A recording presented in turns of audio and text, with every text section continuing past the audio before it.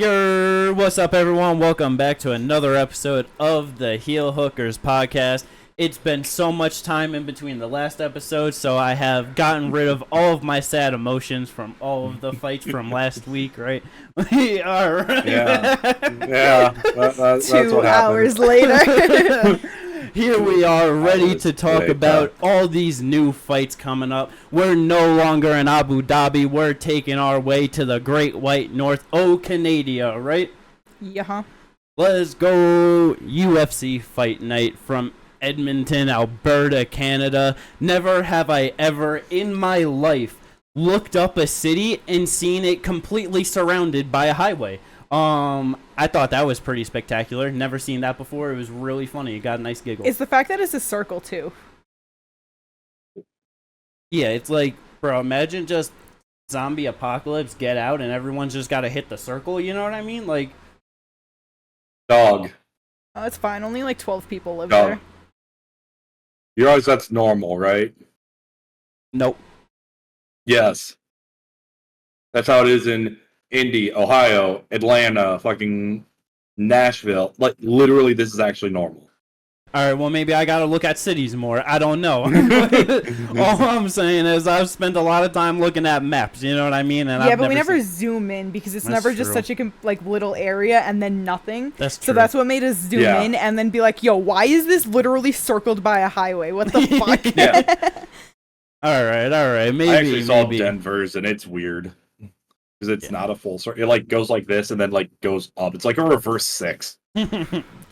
But either way, we got a pretty alright fight card for this one in Canada. As always, they always load it up with a whole bunch of Canadian fighters.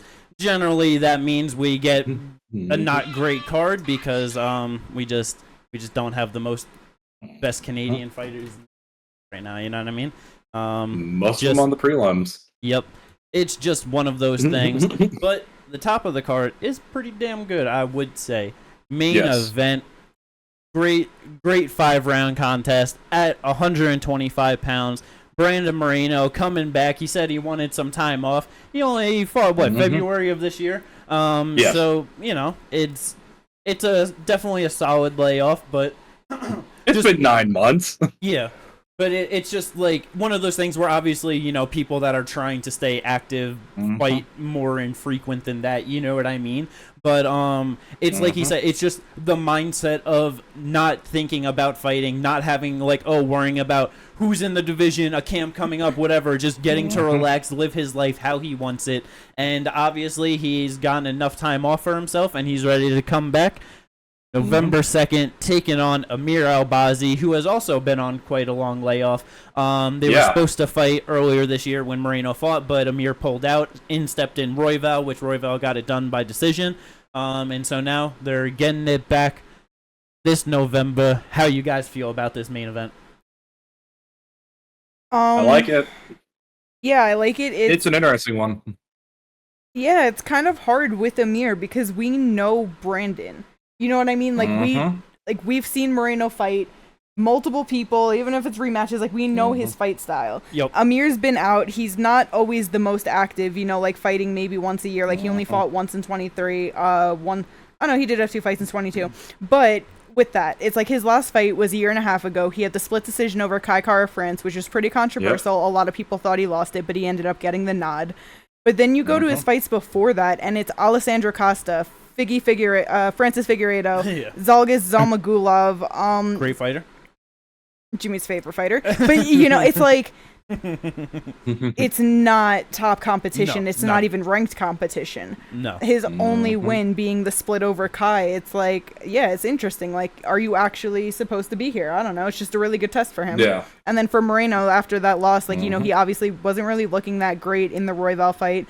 But to your point, he took that time off, like, you know, just having that mindset of like, nothing's coming. I get to relax, focus on myself. He's ready to go. We might see a different Moreno, you know? Yeah. And to be fair, or not a different Moreno, but like a rejuvenated Moreno is what I should say. Yeah. And also with Moreno in the Royval fight, you got to realize he was preparing for Amir Albazi that whole time. And Amir Albazi is mainly a grappler, mainly a forward double leg takedown, try and take you down, and we're gonna fight here now. He had to fight a completely different style of fighter, and Brandon Royval. And yeah, so it's one of those things where also like For sure. the fight camp definitely like when you're training for, all grappling, and all of a sudden, well, you're getting a striker, it's a week out. Good luck. No, yeah, it was like it's not even necessarily. It was like the game plan. It was just like how like he physically looked and performed. No, yeah. It's just like I don't know, like all of his combos and like everything. Like his striking looked like it regressed just compared to from when he was a champion and like fighting for the titles. Like I don't like I feel like that's just the best way for me to kind of describe it. Where it's just like I don't know, he really just did not look good at all. It's like because I'm pretty sure that was a split decision with him and Royval, which it's like that was a clean win for Royval. Yeah. Just always trying to get fucked on the scorecards, but it's like I don't know. I really do think that like I hope that the time off was just something that he needed, just back to back, just a lot of really big fights, just fighting Royval, fighting Pantoja, fighting Figgy 4 times, you know what I mean? Had the Kai Kara France fight in there for the interim title, like just a whole lot of big fights with a whole lot of pressure, having the whole country of Mexico on his back throughout all of it, you know what I mean? Like, so I really do hope that it, like you said, just a rejuvenated Brandon Moreno coming into this. I feel like that's just the best thing, that we could see. Yeah. Yeah, 100%. And with, like, obviously Albazi saying that, like, does he belong here with only getting the split over Kai Kara France? It's, like, obviously a very close fight, a very competitive fight. We all did think that Kai should have gotten it. But with it being that close and competitive, I do think that he does belong in, like, the top 5. For and sure. It's just, like, I feel like this is just going to be a good one of, like, okay, are you actually, like, at the title level? You know what I mean? Yeah, that's really what I meant. Like, are you supposed to be here at the title level? Because it's like, Moreno obviously lost to Pantoja and then, lost to Royval. But it's like, just, we know where they're at. You know? 1 and 2 in the world. Exactly. So it's just hard. So that's just what I mean. Like, is he really supposed to be at the very top of the division? Is he supposed to be fighting for that fucking title next? You know what I mean? Yeah. And, I mean, because, with the title picture, it is definitely in a weird spot right now because obviously this December we got Pantoja defending the title against Kai Asakura making his UFC debut. Royval with his win over Tyra, it's like how the fuck should he not be fighting for a title, Like, he just lost to Pantoja less than a year ago at this point, but beating Moreno and Tatsuo Taira in 5-round fights each, it's like, you're the number 1 contender, man. It's like, I don't know what else he has to do. Go beat Kai Kara France again or something, you know what I mean? But it's like, Beat Amir Albazi if Amir wins. So that's the only... Do you think that the winner of this fight, well, that even with that, because it's like if Moreno wins, now that just muddies up the title picture even more.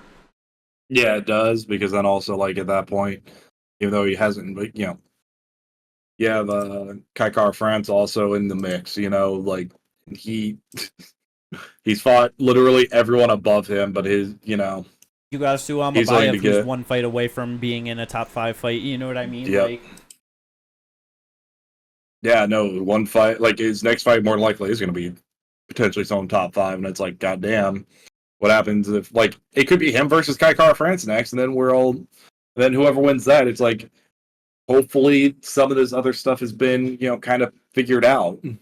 Yeah, it's I feel like it like it definitely it would suck for Royval, but I do think probably the best case scenario is in all reality, the best case scenario would be for Kai Asakura to win. Because then it doesn't matter who you put into the title shot. It's all fresh fights. You know what I mean? Yep. But if Pantoja remains as champion going into next year, then best case, Albazi beats Moreno, cements himself as a top guy, and could easily deserve a title shot. Because then you could do Pantoja Albazi, just the 1 fight that's a new fight for Pantoja. You know what I mean?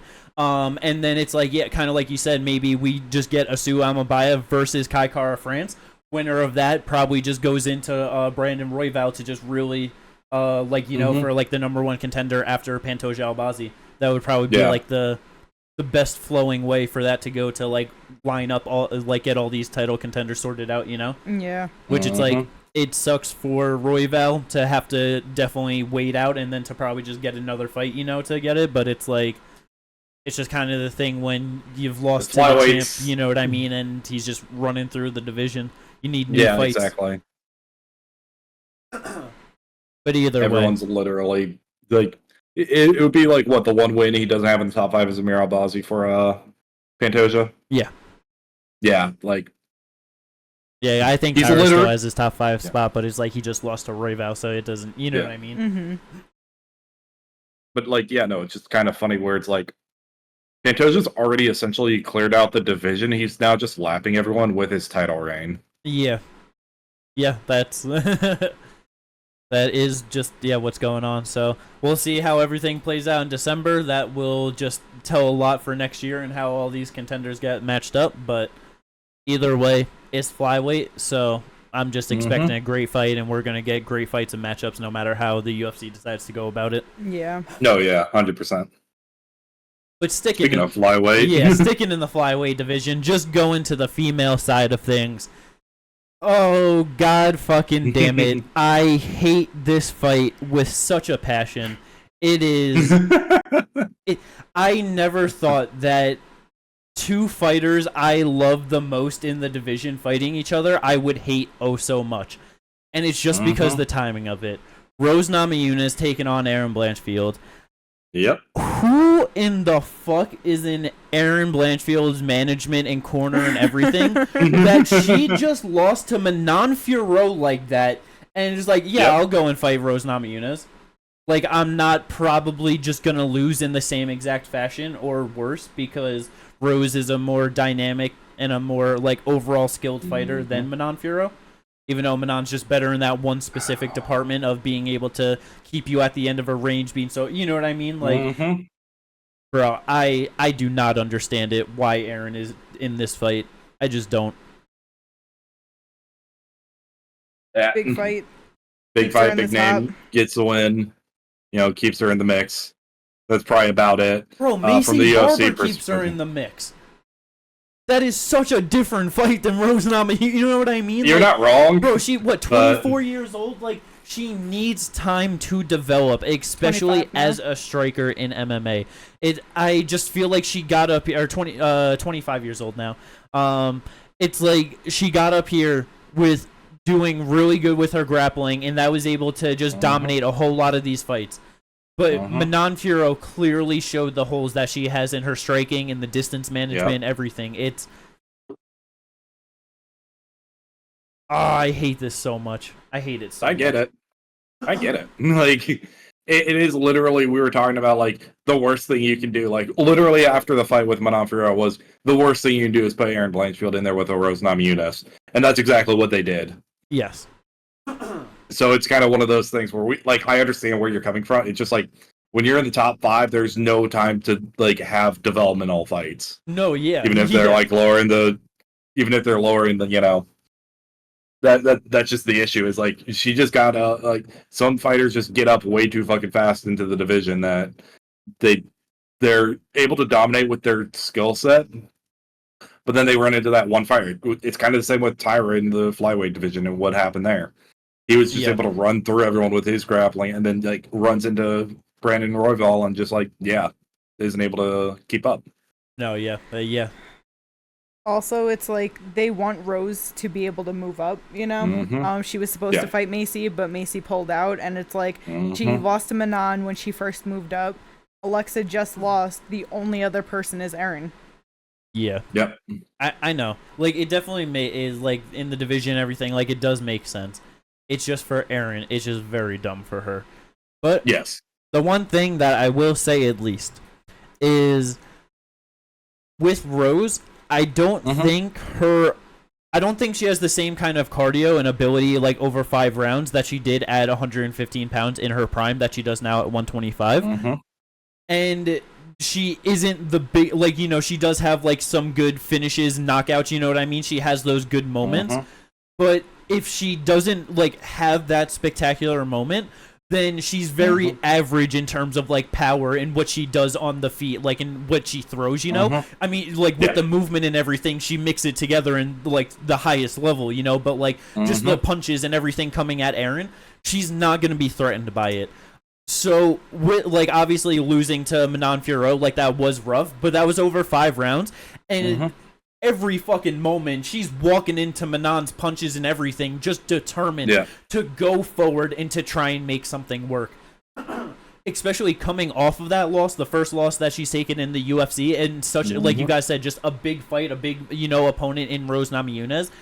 I don't think there's a single thing that Rose is gonna throw at her that, unless it puts her to the mat, that like is gonna make her take a step like backwards meaningfully. And she is going to push for 25 minutes trying to get Rose down. I don't think Rose is gonna be as physical as Manon Fiorot, so the ability might be able to get like her. She might be able to get her down a little bit easier. And it's just, she is going to struggle like hell, I feel like, through the first 2 and probably 3 rounds. But hopefully the 3rd round she could get enough going, you know what I mean? And then 4 and 5, I feel like she might be able to start getting actually more done and probably win the back half of this fight. I mean, that's entirely possible. It just also depends on how Rose is training, what she's training, and like, she does have good jiu-jitsu, like, so it's like, if Erin does make a mistake, she's either going to get up with a sweep or she's going to be able to get a submission off. Like, it just like, she does have to be 100% dialed in on this fight. There is no, like, Rose isn't particularly weak anywhere except for like takedown defense sometimes. You're a really good wrestler, like, you can get her down. Yeah, her takedown defense is 59%. Yeah, which it's like, that's not terrible, but it's not decent. Great. Like, I'm not sure what the UFC average is, but I wouldn't be surprised if that was like slightly below or something. I wouldn't be surprised if the average was like 63% or something like that for a takedown defense, just because you got some who are really good, but then you have a lot of heavyweights who are shit at takedown defense, but they're not getting taken down a lot. No, for sure. But yeah, either way, I know I am extremely interested to see how this fight plays out. I really hope Erin has at least in 8 months be able to, 9 months be able to tighten up things enough to be able to make a difference in this fight for her. It's just so hard because it's like I can't root against Rose or anything, but it's just like you got her on your draft, Ginger, and I have Erin. So it just plays such a factor into things. It's hard, but may the best woman win. That's just really all I can hope for this one. That's what it's gonna come down to. Yeah. Like, legitimately on this one, it's literally like, it's going to be mainly striker versus grappler, even though Rose does have grappling, just because, like, Rose isn't the one taking people down. Like, that's not her game. Yeah. Do you think, because I know, like, we've talked about with, like, 115 and 135, where there's, like, not really a lot of contenders and, like, not really a lot of meaningful fights, so, like, the UFC is very willing to, like, push fights off and, like, not have things going and, like, flowing fast. Do you think that they're going to try to get, like, Valentina versus Manon going, like, kind of quickly next year, and then the winner of this fight is able to go into a title shot? Or do you think it's, like, it's just going to go at Valentina's pace, they're going to fight whenever, maybe International Fight Week, and the winner of this fight ends up fighting Alexa Grasso? Bro, the way it was held up, I really hope that they try to push for it, because 125 is the one division in the women's division that actually has any sort of movement and contenders, and it's going to get stagnant real quick, and it's going to start killing people off because they're going to be forced to fight each other, and it's... We waited too long with this trilogy, and then specifically waiting on the 3rd fight in between the Ultimate Fighter and blah, blah, blah. It's just, it took way too long. I really hope that they try to get it done earlier in the year, Yes. Because I think that the winner of Erin Rose could get the fight. Natalia Silva needs one top win, and you can get her in there. Macy Barber, let her get a good... You know what I mean? Like... Because when was the last time Manon fought? It was Erin. Right? Yeah. So it's like been, what, a year? Yeah. So well, that was February this year. It should be Manon versus Valentina. Yeah, first. Manon versus Valentina. Best case scenario, like, please, it shouldn't be a problem. Let's either get it co-main event in January or February. I feel like there's. I don't know if they're more likely to go to Australia with them as a co-main. That's I don't know. It depends because if they're looking to get like Izzy Kyle on there, that but either way, let's just get that as a co-main event on one of the pay-per-views, like first quarter. You know what I mean? Preferably January or February instead of March, but that'd be the best. January doesn't even have a location yet. What do you say? January isn't showing a location. It doesn't have a venue. That's interesting. But Yeah, because I guess actually with Rose and Erin, it's kind of hard with the title shot because of the fact that Erin just lost to Manon. So if she beats Rose, she probably shouldn't be right there. And then for Rose, it makes a bit more sense because that would put her on a 3-fight streak. It's like, yeah, she lost to Manon when in her first fight moving up to 125. She also broke her finger in like the first round and then proceeded to just like fight the rest of the fight. You know what I mean? Yeah. So, she was off for a year and a half. Like there's just a lot of factors into that. But since then, she beat Amanda Hebos. She beat Tracy Cortez. If she beats Erin, that's a 3-fight run. That's pretty solid. Yeah. For her to get into there, whether it's Valentino or possibly a rematch with Manon, And then, like I said, with Natalia Silva, you book her versus Alexa Grasso. She's easily next. And that gives Erin plenty of time to fight someone like, even Macy Barber or just somebody, versus Alexa Grasso. Yeah. That would go crazy. Oh my god, yes, that would go crazy. What the So, like... Oh my god, that's... yeah, Look, one way... it's... There's a lot just going on, and it just needs it. We actually need like Valentina. Like, no, you're defending the title like in January, February, maybe at the latest March. Yeah, that's definitely best case scenario. Like you said, it was held up so long with that trilogy. We have so many fresh contenders coming up, new fighters, exciting fighters too, like that the UFC can actually push and have fun and like just get a whole lot of beefs going and just just back and forth because a lot of them are young too, so it's like we start getting all these title fights going. It's like we're probably gonna get like just a bunch of rematches and potentially trilogies between fucking like Alexa Grasso, Manon's on the older side, but like Erin Blanchfield and Macy and Rose and Natalia, you know what I mean? Like it's just whole lot of good fights. Let's go. Just get it going. Featured bout though, up to the big boys, Kate's absolute favorite division. I love to see when the big boys on the card. I hate when you say it about like a fight with someone like Derek Lewis because I don't mind this. No, I know, but it's I just don't still like always funny. Heavyweights. I know. We got 2 heavyweight fights on the card. It's very nice one on the prelims, but we got this one on the main card. Derek Lewis versus Jonata Denise. But it's a tricky one. This is a very tricky one. Because obviously Derek Lewis is a guy, he's got the most knockouts UFC history, heavyweight history. He can easily go out there, just touch up Denise and get him out of there in the first round. Yeah. But Denise isn't bad. He's not.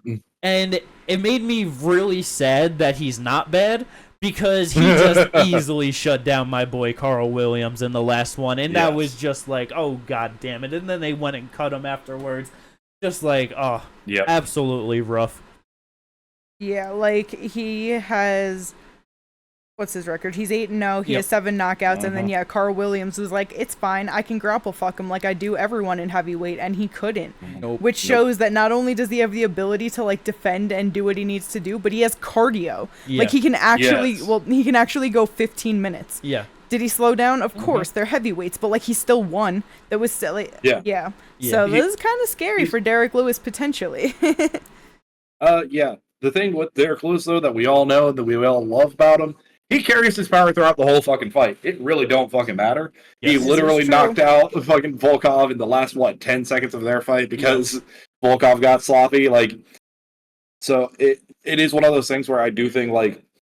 It always, with Derek Lewis, it literally is, you make one mistake, you're potentially fucked. Yeah. Oh, yeah, he can knock anybody out.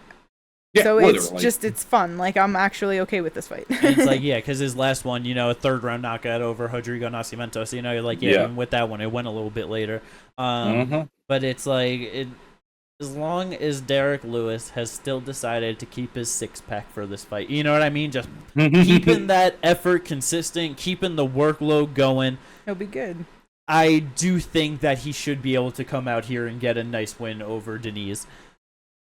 But if he's fucked off at all, and he fucks off during this fight at all, I am not sure if Deniz is the right guy coming up in the heavyweight division to do that. 33 years old, 6'4" with basically 80-inch reach.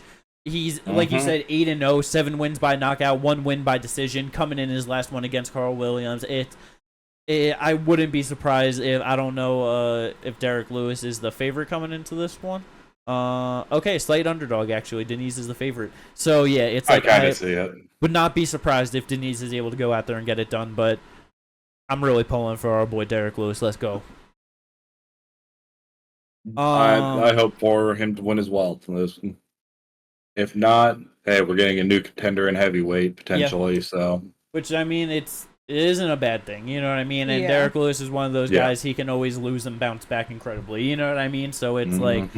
UFC got to set him up right, 3-fight win streak, and now everyone wants to see him fight a top 5 guy, and it's like, no, understand this is not where he belongs ever. It doesn't matter what he does or how no, never get him there again.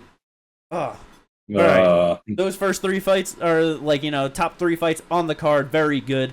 How little of a fuck do you care about these last 3 fights to open up the main card? You know? Yeah, I really don't.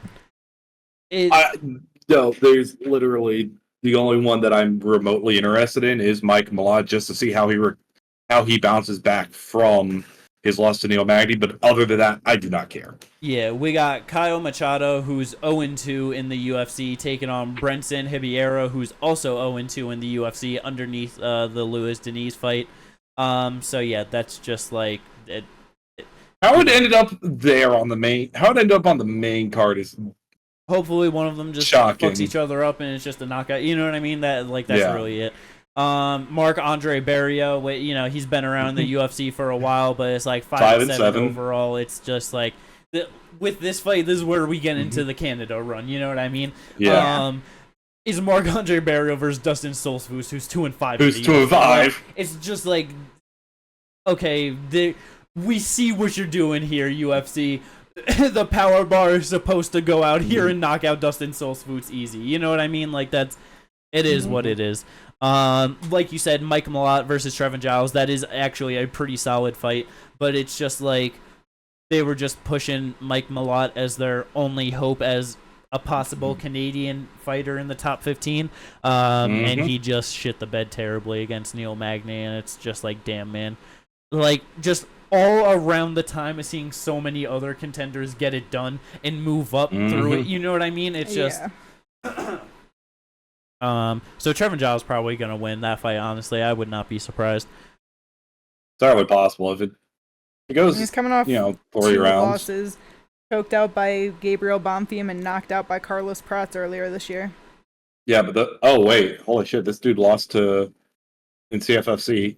He lost to Mike Malott in grappling. Yeah. That's really funny. By decision, so. Damn, I just realized fucking Trevin Giles' losses are pretty rough. Yeah, like Dricus, Michael Morales, Gabriel Bonfim, Carlos Prates, like, damn. That's why, like his last 4 are, like, alright. Yeah. I see what they're doing. It's just one of those guys where it's like, yeah, he doesn't get a lot of respect. You look at his UFC record overall, 7-6. It's not good, but it's like he's not a bad fighter at all. It's like, yeah, just a lot of tough guys, tough matchups. It's like got wins over Roman Dolidze and James Krause. You know what I mean? Like it's. Wait. Bro, he beat Ryan Spann in LFA. Yeah, split decision. Ryan Spann was a middleweight. What do you mean? He beat Brendan Allen. Okay, but Brendan Allen is a middleweight. Ryan Spann is not. What did they... What? Yeah, Ryan Spann fought at middleweight. Yeah, that's insane. Yeah. At 6'5", yeah. Bro, how in the fuck did that man ever make 185 pounds? That is ridiculous. He is huge. How did Rumble make 170? That's true. It's just fucking monsters out here. But yeah, so I would not be surprised if Trevin Giles is able to get this one done. But yeah, those are the main card fights. The 3 at the top are very good, very solid, especially the main and co-main event. Both of them 5 rounds. And then yeah, rest of them not the greatest. But going into the prelims, we do got some decent matchups and some fun fights on the prelims I am excited for. Yeah. Ayman Zahabi, he is back. He's on a nice run, 4-fight win streak. Taking on Pedro Munoz, definitely the best step up in competition for him on this run. Oh, yeah. It's just 36 years old, 135 pounds. He's a very solid technical fighter, but I'm just not really sure. I don't even know if he's going to get it done over Pedro, but even if he does move it into the top 15, I don't see too much going for him. Pedro just also older at this point, 38 years old. Yup. Yeah, but Pedro's also like... No, yeah, he's solid, so it's, Bro, last fucking is 6 fights. Jose Aldo, Dominic Cruz, Sean O'Malley, Chris Gutierrez, Marlon Cheeto Vera, Kyler Phillips. Yeah. Like... Such a different level of competition than the last 6 fights of Ayman Zahabi, you know what I mean? Yes. No, yeah, exactly. But it's like... Just, rough time for Ayman to be getting in. Yeah. Like the... No, yeah, just... But then to your point of, Pedro being older, 38, it's like, he's fighting all these tough fighters, you know, like, putting on good performances and stuff, but it's like... He only beat Chris Gutierrez in there, what you said. I know he had the no contest with Sean O'Malley, but... Yeah, like his last 3 wins, Chris Gutierrez 2023, Jimmy Rivera 2021, Cody Garbrandt 2019. Like 2019 to 2018 is the last time he had to like put on a streak of wins, 3 fights in a row. Brett Johns, Brian Caraway, and Cody Garbrandt, just a different generation of fighters at this point. Yeah. No, yeah, which Cody's is still fine. hanging around, but obviously nothing of what he was like even in 2019. No, yeah, but it's like one of those things where it's like, but then you look at the names he lost to: Aljamain Sterling, Frankie Edgar, Jose Aldo, Dominic Cruz, no contest with Sean O'Malley, exactly. Cheeto, Kyler. It's like the last one is the next generation. Marlon is close to his generation. Marlon, Cruz, Aldo, all his generation, but like 2 of them being like potential divisional goats. No, yeah. One at 45, one at 35. Frankie Edgar, who is the generation before him, but is a great fighter, and he lost via split. Like, it was close. And then Aljamain Sterling, who went on to be champion. All right, we're back. Ayman Zahabi. It's a tough fight with him versus Pedro Munoz, but we'll see how he gets it done. It's funny that it's one of those things where he's the guy coming up like in the division, you know, but it's like 2 years younger at 36 compared to 38. But I don't think we're going to get, like, a banger of a fight or anything out of that, but I feel like that's going to be a solid technical scrap where, like, a lot of people are going to be like, that fight sucked, and we're going to be like, bro, that was a good fight. Like, you know? That's exactly what's about to happen. I can feel it. But a fight that I do think is going to be a whole lot of fucking fun. Ariana Lipski versus Jasmine Jasdavicius. There's no way in hell this isn't fireworks. Yeah. Yeah. Jasmine is always fun to watch, honestly. She is just there for a fun fight. What she did to Priscilla Cachoeira was absolutely vicious, and that was in her hometown, but also fuck Priscilla. So I'm just hoping, you know, just another Canadian burst from her of like, yo, I'm home, let's get it done, you know? Yep. I like Lipski, but I like Jasmine too, and if that's what she needs to have a, like, just great performance, I don't give a shit. No, yeah. Yeah. Because it's like, Jasmine on a 2-fight win streak, like I said, against Priscilla earlier this year in Canada, and then got it done when Fatima Klein came in short notice. That was definitely a real rough fight for Fatima, clearly undersized in that one, but Jasmine still looked very good. And then, Ariana Lipski, she was on a nice streak going 3 fights in a row with the submission second round sub over Casey O'Neill, but then got set back against Karine Silva, but Karine is going to be one of the next people top 5 in my opinion. Oh, yeah. You know what I mean? There's really no shame in that. But pretty sure both of them ranked in the back half of the top 15. I believe. Yeah, I'm not sure. Yeah, because Ariana Da Silva is the new name. Pretty sure. So 13 and 14. Yep. Yeah. So we'll see how that one plays out, but I do definitely expect a good fight from that. Moving on down the card, Charles Air Jordan. He's always putting on a fun fight, but I'm not sure. Not the greatest fighter. I'm not sure how much longer he'll be hanging around. Overall UFC run of 6 wins, 7 Bro, losses. he's only 28. That's crazy. Yeah, no. As long as he's putting on fun fights and he like stays around 50-50, the UFC will keep him for a long time. Yeah, for sure. That's true. Like a 6-7-1 record is not a record that's gonna get him cut in fun fights, and even if he goes 6-8, you know what I mean? Like, yeah.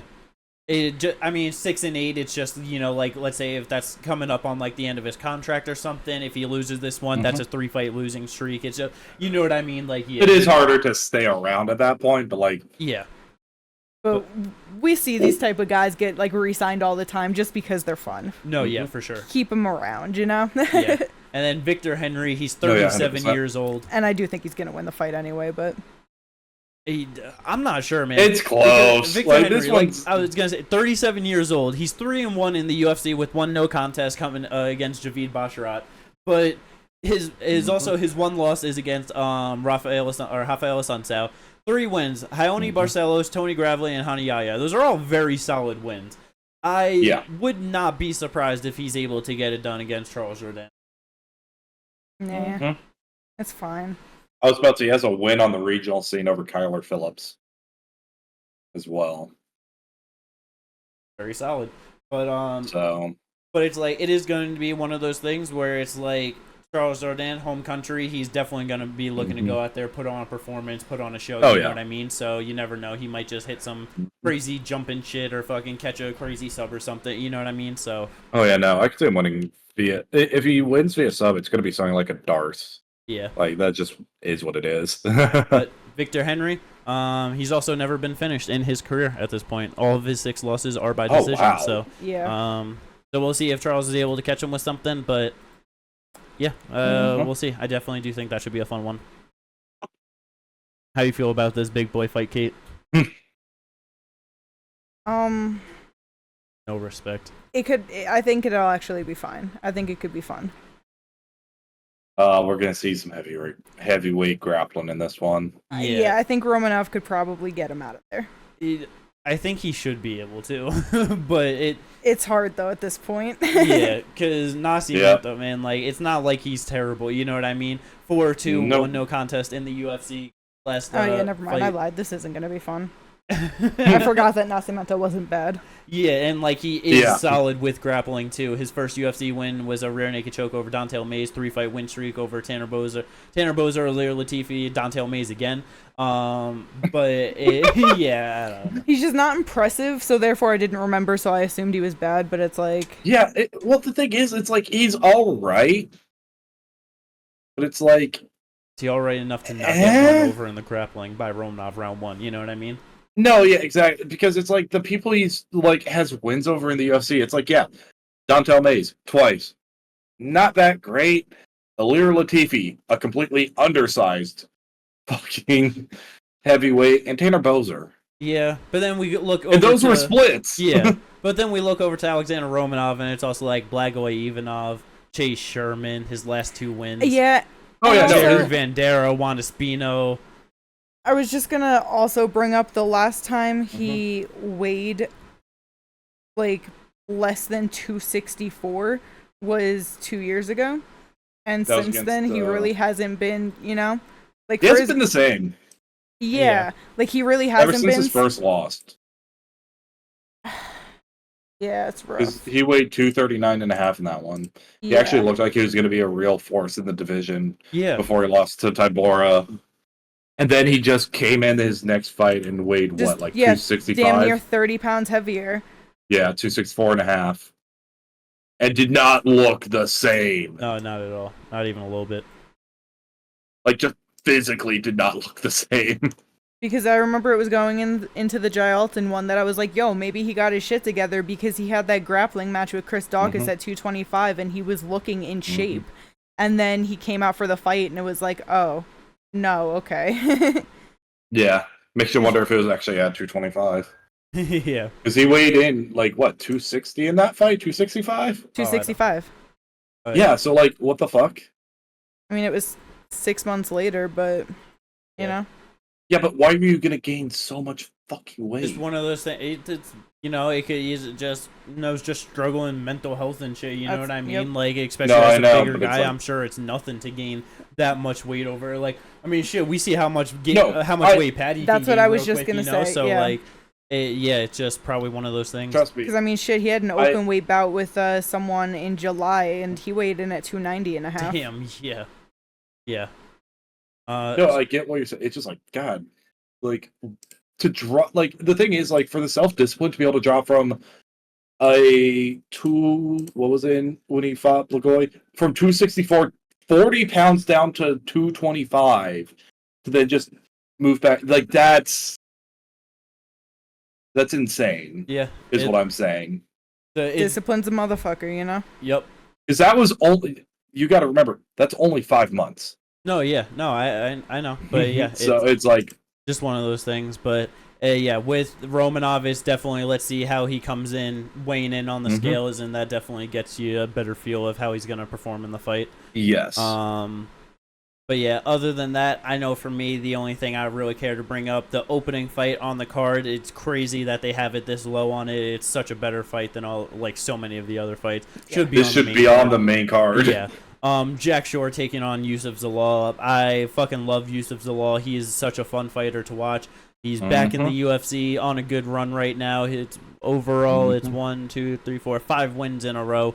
And then 2 finishes in the UFC, both by sub, which were things that he wasn't doing on his first run in the UFC that ended up leading him getting cut after his losses and draw. So I'm always hoping that Yusuf Zalal gets it done. I would not be surprised if he's able to go out there, out-grapple Jack Shore, and gets it done by another finish in this one.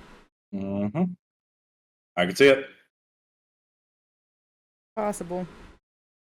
Let's go. Other than that, any of the other fights on the prelims you guys care to talk about? No.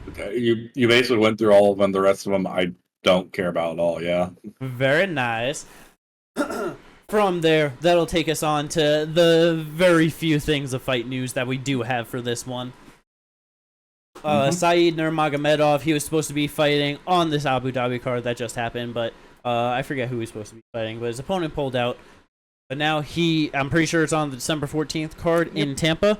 He is taking on Daniel Marcos, undefeated fighter. I am extremely excited for that one. It's like we've seen Saeed lose before.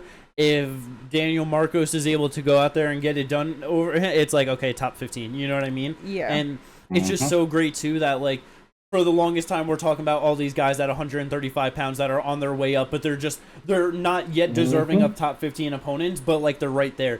Fareed just getting, like, the win in the last one, it's like, I do think he is deserving of a top 15 opponent after that. Daniel Marcos, if he gets it done here, he's definitely deserving of a top 15 opponent after that. And so, you know what I mean? Like, we're starting to get there where these guys are getting the fights where we're knocking on the door. Yeah. Right there. They just need to get past that one more guy. Yeah. And it's like, yes, you top 15. Yeah, and honestly, I could see this being a winnable fight for Daniel Marcos. Yeah. He can 100%. definitely put that pressure on Saeed and just do what he does, because when he gets into the motion, he looks really good in there. Yeah. He has very good striking, and he definitely puts enough pressure forward on these guys that they just can't really answer. Yeah. All right, the real question. The real question is, how does he win? He has 16 wins. Perfectly even. 8 KO TKOs. 8 decisions. He gets his first sub. That'd be insane. I don't know. I don't think that, actually. I don't think that really is funny. But I feel like more than likely he's going to win a decision. Yeah. Because Saeed is very good. He's really going to be having to just stop all the takedown attempts, you know what I mean? And it's like Saeed is a good fighter on the feet, too, so he will engage in that, which those moments I feel like Daniel Marcos is really going to shine. Just, like the pressure and everything. If he can get Saeed just constantly moving back, the takedown attempts are going to be much worse. He's going to see it come in, and it's like, who knows? We might be able to see him get a KO TKO. Yeah, especially if he gets a finish here, definitely a top 15 fighter. Yeah. And probably on like the 11 to 12 end too. You know what I mean? Don't give him fucking Montel Jackson at 15. Let's go. Next fight, Abdul Razak Al Hassan taking on Cesar Almeida. That is going to be a very fun, explosive fight for as long as that lasts. I feel like Cesar Almeida should be able to get it done. Probably gets a knockout, but that's a scary one. That's a scary one. He might not be able to get it done. It's like Abdul's only been knocked out one time. Chaos Williams 4 years ago. Joaquin Buckley didn't get him out of there. Joe Pyfer was the first person to sub him because that's what had to happen. It's like I don't know. I did think that he was knocked out more times, honestly. No. Yeah, man, that Chaos Williams one was just so fucking vicious that I'll never forget that. Had him sleeping for like 10 minutes. It was real bad. But yeah, I don't know. Because isn't Abdul getting older? Yeah, he's like, what, 39? Yeah, 39 years old. Okay, yeah, that's what I thought. I know Cesar Almeida is not like he's young. 36. Yeah. I was about to say like 36, 37, yeah. Just more technical fighter. I just wouldn't be surprised if he's able to get it done. Because I'm just like, I don't know, just thinking of, he didn't get Ihor Potiera out of there. Abdul only been knocked out once, so I don't know. Crazy first minute, though. No, yeah, for sure. Because once he gasses, then he might be able to. Yeah, and that's... I feel like he'll be able to be safe enough through that, you know? Mm-hmm. But yeah, we'll definitely see how that plays out. Should be a good one.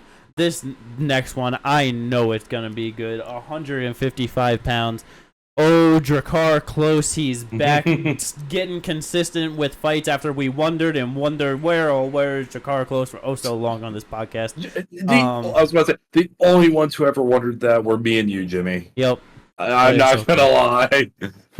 But holy fuck, he got himself into a real big fight against Joel Alvarez. Bro, I don't know. Because Drakkar is probably going to really pressure and probably not respect Joel Alvarez as much as he should, as he tries to get as fast of a finish as possible.